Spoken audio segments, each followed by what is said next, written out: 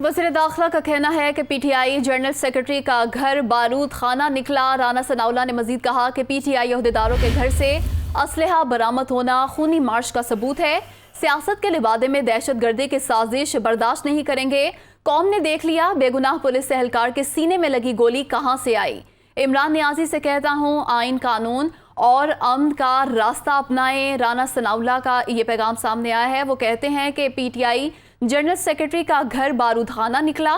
PTI अहदेदारों के घर से असलहा बरामद होना खूनी मार्च का सबूत है। ये भी कहा कि सियासत के लिबादे में दहशत गर्दी की साजिश बर्दाश्त नहीं करेंगे।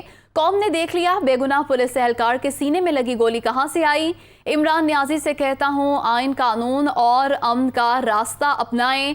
पीटीआई चेयरमैन की जानिब से आज लॉन्ग मार्च की कॉल दी गई है, जबकि इंतजामिया की जानिब से पूरी तैयारी की गई है कि लॉन्ग मार्च को रोका जाएगा। वज़ीर दाखिला राना सनाउल्लाह का यह कहना है कि पीटीआई जनरल सेक्रेटरी का घर बारूदखाना निकला। पीटीआई अहदेदारों के घर से असलहा बरामद होना खूनी मार्च का सबूत है। सियासत के लिबादे में दहशत गर्दी की साजिश बर्दाश्त नहीं करेंगे। कौम ने देख लिया बेगुनाह पुलिस एहलकार के सीने में लगी गोली कहां से आई।